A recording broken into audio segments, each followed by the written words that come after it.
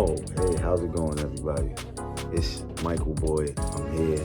Read, remember, repeat. And we just want to let you guys know, we could be doing something selfish, things for ourselves, right? But we started a charity, and this is very unselfish on our part because what we want to do is give back to the kids, the youth, the orphanage, the homeless, the people that don't have or don't have those new ideas because they're stuck in a revolving door.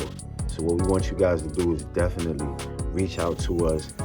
This is the link right here. Help us save a life. Click the link in bio. Read, remember, repeat. Welcome, gang. We are back. It is the night episode of Read, Remember, Repeat. I had a long day today, but it's been a beautiful one. You know what I mean? Got some things done, man. That's always what matters, man, when you get things done. You know what I mean? You got to keep going. No matter what happens, man, consistency is the key. So, yeah, man. Napoleon Hill, Outwitting the Devil. You know what I mean? For my late nighters, y'all know what's going on. This is the late night show. And we're going to jump right into it, man. Page 39, right? Every great leader of the past, whose record I have examined, was beset by difficulties and met with temporary defeat before arriving. Failure and temporary defeat are part of the journey to finding true success. I'm going to read that again. Failure and temporary defeat are part of the journey to finding true success. That's like music to the ears, man. From Christ on down to Edison, the men who have achieved most have been those who met with the most stubborn forms of temporary defeat. This would seem to justify the conclusion that infinite intelligence has a plan or law by which it hurdles men over many obstacles before giving them the privilege of leadership or the opportunity to render useful service in a noteworthy fashion.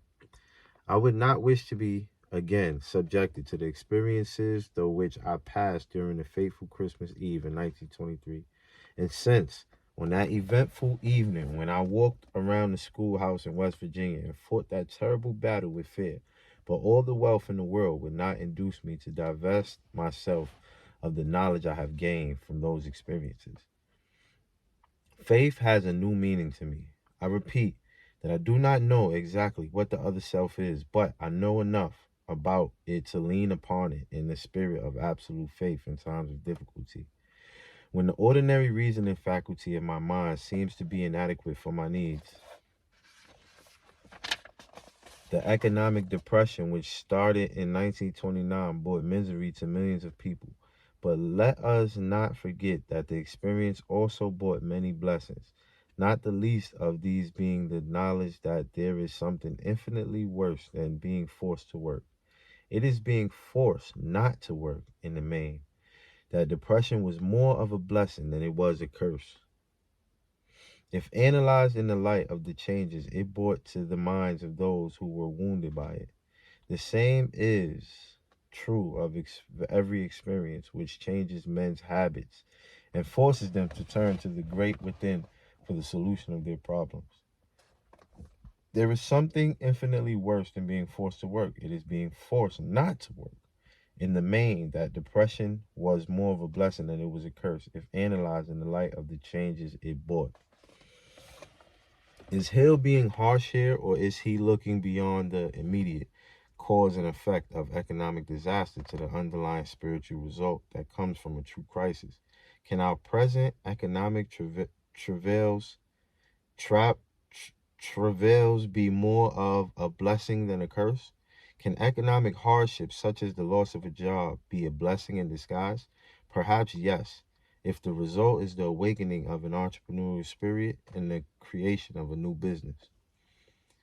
The time which I spent in seclusion in West Virginia was by great odds the most severe punishment of my life, but the experience brought blessings in the form of needed knowledge, which more than offset the suffering which it cost me. These two results, the suffering and the knowledge gained from it, were inevitable. The law of compensation, which Emerson so clearly defined, made this result both natural and necessary. Ralph Waldo Emerson explained the law of compensation in very clear terms. For everything you have missed, you have gained something else. And for everything you gain, you lose something else. In his journal dated January 8th, 1826, he also wrote, "The whole of what we know is a system of compensations. Every defect in one manner is made up in another. Every suffering is rewarded. Every sacrifice is made up. Every debt is paid. What the future may hold for me in the way of disappointment through temporary defeat, I, of course, have no way of knowing. I do know, however, that no experience of the future can possibly wound me as deeply as have some of those of the past, because I am now on speaking terms, at least with my other self. Since this other self took charge of me, I have come by useful knowledge which I am sure I never would have discovered while my old fair entity was on the throne. For one thing, I have learned that those who meet with difficulties which seem insurmountable may, if they will do so, best overcome these difficulties by forgetting them for a time and helping others who have greater problems. The value of giving before trying to get. I'm sure that no effort which we extend to those who are in distress can go without some form of adequate reward. Not always does the reward come from those to whom the service is rendered, but it will come from one source or another. I seriously doubt that any man can avail himself of the benefits of his other self as long as he is steeped in greed and avarice, envy, and fear. But if I am wrong in this conclusion, then I still have the unusual honor of being one who has found peace of mind and happiness through a viewpoint that was not sound. Family, this is Source Time. After we give y'all this source, you already know. We be right back. Let's go, gang.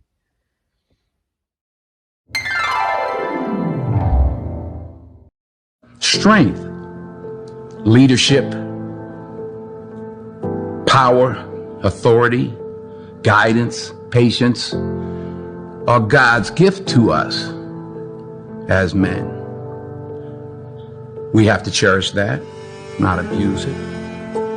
I prayed this morning to be a better listener. Didn't work so well. We're human. You get back up. Yes, I've been high up on the mountain. I've been blessed. But that's a slippery slope. Yeah.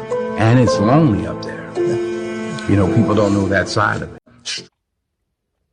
And we are back, gang. I hope everybody got some sauce, before we end it out real smooth, you know what I mean? Something that'll make you think. And that's what we like to do here at Read, Remember, Repeat. You know what I mean? Read, remember, repeat. Read, remember, repeat. Read, remember, repeat. Let's go. I would prefer being thus wrong and happy to being right and unhappy. Read that over. I would prefer being thus wrong and happy to being right and unhappy. But this viewpoint is not wrong. As long as I remain on good terms with my other self, I shall be able to acquire every material thing that I need. Moreover, I shall be able to find happiness and peace of mind. What more could anyone else accomplish?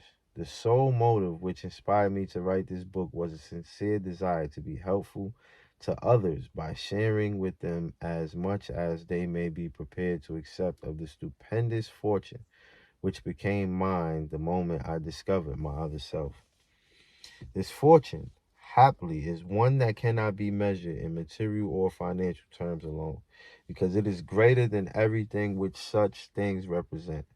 Material and financial fortunes, when reduced to their most liquid terms, are measurable in terms of bank balances. Bank balances are no stronger than banks. This other fortune of which I speak is measurable, not only in terms of peace of mind and contentment, but as manifested in those adept at prayer. My other self has taught me to concentrate upon my purpose and to forget about the plan by which it is to be attained when I go to prayer. I am not suggesting that material objects may be acquired without plans. What I am saying is that the power which translates one's thoughts or desires into realities has its source in an infinite intelligence which knows more about plans than the one doing the praying. Stating the case in another way, may it not be wise when praying to trust to the universal mind to hand over the plan best suited for the attainment of the object of the prayer. My experience with prayer has taught me that so often all which results from prayer is a plan. If the prayer is answered at all, a plan that is suited for the attainment of the object of the prayer through natural and material media. The plan must be transmuted through self-effort action. I know nothing about any form of prayer which can be induced to work favorably in a mind that is colored in the slightest degree by fear. Is prayer a part of your life? Do you trust God to hand over the plan best suited for the attainment of the object of your prayer? Do you acknowledge that in order for your plan to be successful, you must take action? A new way to pray. Since becoming better acquainted with my other self, my way of praying is different from what it was before. I used to go to prayer only when facing difficulty. Now I go to prayer before difficulty overtakes me. When possible, I now pray not for more of this world's goods and greater blessings, but to be worthy of that which I already have. I find that this plan is better than the old one. Infinite intelligence seems not at all offended when I give thanks and show that I am grateful for the blessings which have crowned my efforts. I was astounded when I first tried this plan of offering